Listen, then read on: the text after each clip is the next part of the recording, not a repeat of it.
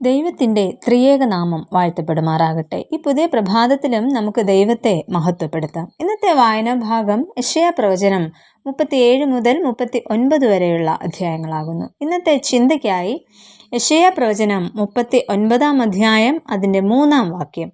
അപ്പോൾ യെശയ്യാ പ്രവാചകൻ ഹിസ്കിയാ രാജാവിൻ്റെ അടുക്കൽ വന്ന് അവനോട്, ഈ പുരുഷന്മാർ എന്തു പറഞ്ഞു? അവർ എവിടെ നിന്ന് നിന്റെ അടുക്കൽ വന്നു എന്ന് ചോദിച്ചതിന് ഹിസ്കിയാവ്, അവർ ഒരു ദൂരദേശത്ത് നിന്ന് ബാബേലിൽ നിന്ന് തന്നെ എൻ്റെ അടുക്കൽ വന്നിരിക്കുന്നു എന്ന് പറഞ്ഞു. ഈ 39 അധ്യായത്തിൽ പറയപ്പെടുന്ന മെരോദക് ബലദാൻ എന്ന രാജാവ് അശൂര്യൻ ആധിപത്യത്തെ വെല്ലുവിളിക്കുകയും പലരെ ഒന്നിച്ചു ചേർത്ത് മറുതലിക്കുന്നതിന് ശ്രമിക്കുകയും ചെയ്തിട്ടുള്ള ഒരു രാജാവായിരുന്നു.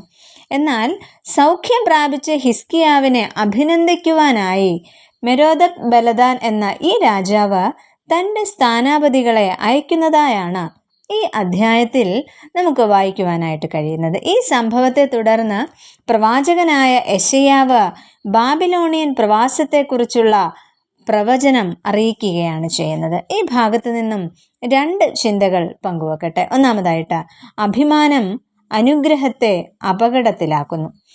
തൻ്റെ രോഗസൗഖ്യത്തിനും അനുഗ്രഹത്തിനും ശേഷം ഹിസ്കിയാവ് ഒരു പുതിയ പരീക്ഷയിലൂടെ ഇവിടെ കടന്നു പോവുകയാണ് ചെയ്യുന്നത്. ശത്രു വാളുമായി മാത്രമല്ല പ്രശംസയുമായും നമ്മുടെ അടുക്കലേക്ക് വരാം. അതിനാൽ വിജയത്തിനു ശേഷമാണ് ആത്മീയ ജാഗ്രത ഏറെ ആവശ്യമായിട്ടുള്ളത്. തൻ്റെ സന്ദർശകരുടെ ആഗമനത്തെങ്കിൽ ഏറെ സന്തോഷിച്ച ഹിസ്കിയാവ് തൻ്റെ ഭണ്ഡാരഗൃഹവും പൊന്നും വെള്ളിയും സുഗന്ധവർഗവും പരിമള തൈലവും തൻ്റെ ആയുധശാല മുഴുവനായും അവരെ കാണിക്കുകയാണ് ചെയ്യുന്നത്. ഹിസ്കിയാവ് തൻ്റെ സമ്പത്തിൽ നിഗളിച്ചു എന്ന് 2 ദിനവൃത്താന്തം 32 അധ്യായത്തിൻ്റെ 25 വാക്യത്തിൽ നാം കാണുന്നു. ഇവിടെ വിദേശികളുടെ സന്ദർശനത്തിൽ മതിമറന്ന രാജാവ് ഈ സന്ദർശന വിവരം പ്രവാചകനെ അറിയിച്ചതുമില്ല. കാരണം ഈ സന്ദർശനം ദൈവിക ഹിതത്തിന് വിപരീതമായതിനാൽ തന്നെ പ്രവാചകൻ അത് പൂർണ്ണമായി എതിർക്കുമെന്ന് രാജാവ് മനസ്സിലാക്കിയിരിക്കണം. അതുകൊണ്ടായിരിക്കാം ഇത്തരമൊരു തീരുമാനം എടുക്കുവാനായിട്ടുള്ള കാരണം. പ്രിയമുള്ളവരെ, നമ്മുടെ ജീവിതത്തിൽ എപ്പോഴും അഭിമാനമല്ല ദൈവഹിതത്തിനായിരിക്കണം നാമും പ്രാധാന്യം നൽകേണ്ടത്. രണ്ടാമതായിട്ട്, അഭിമാനം തെറ്റായ തീരുമാനങ്ങളിലേക്ക് നയിക്കുന്നു. ഇത്തരത്തിലെ രാജാവിൻ്റെ നിഗളവും യഹോവയിൽ ആശ്രയിക്കാതെ അന്യരാഷ്ട്രങ്ങളെ കൂട്ടുപിടിച്ച് അസീറിയൻ ആധിപത്യത്തിനെതിരായി മത്സരിക്കുവാനായിട്ട് വട്ടം കൂട്ടുന്നതും ഇവിടെ പ്രവാചകൻ യഥാർത്ഥമായിട്ട് മനസ്സിലാക്കുന്നു. ഇവിടെ അദ്ദേഹം ദൈവിക ശിക്ഷയുടെ സന്ദേശം അറിയിക്കുകയാണ് ചെയ്യുന്നത്. രാജകീയ സമ്പത്തും രാജകുമാരന്മാരും ബാബേലിലേക്ക് കൊണ്ടുപോകപ്പെടും എന്ന ശക്തമായ മുന്നറിയിപ്പ് ഇവിടെ പ്രവാചകൻ നൽകുന്നു.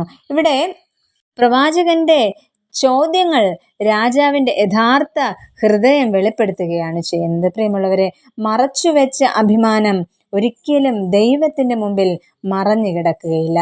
പാപത്തിന് തീർച്ചയായും ദീർഘകാല പ്രത്യാഘാതങ്ങൾ ഉണ്ടാകും. അതിനാൽ നമ്മുടെ ഉദ്ദേശങ്ങളും മനോഭാവങ്ങളും എപ്പോഴും ദൈവസന്നിധിയിൽ പരിശോധിക്കപ്പെടേണ്ടത് ആവശ്യമാണ്.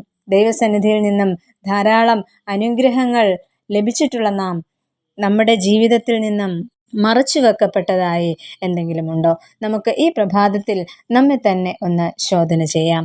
അങ്ങനെ ദൈവഹിതത്തിന് അനുയോജ്യമായ രീതിയിൽ ജീവിതം നയിപ്പാൻ ദൈവത്തിൻ്റെ പരിശുദ്ധാത്മാവ് നമ്മെ ഏവരെയും സഹായിക്കട്ടെ. നമുക്ക് പ്രാർത്ഥിക്കാം. പ്രിയ ദൈവമേ, അവിടുന്ന് നൽകിയിട്ടുള്ള അനുഗ്രഹങ്ങൾ ഞങ്ങളെ അഭിമാനത്തിലേക്കല്ല വിനയത്തിലേക്കും വിശ്വസ്തതയിലേക്കും നയിക്കണമേ. പ്രിയ കർത്താവേ, ഞങ്ങളുടെ ജീവിതവും പ്രവർത്തനങ്ങളും എല്ലായ്പ്പോഴും സുതാര്യമുള്ളതാക്കി തീർക്കണമെന്ന് യേശുവിൻ നാമത്തിൽ അപേക്ഷിക്കുന്നു. കേൾക്കണമേ. ആമേൻ.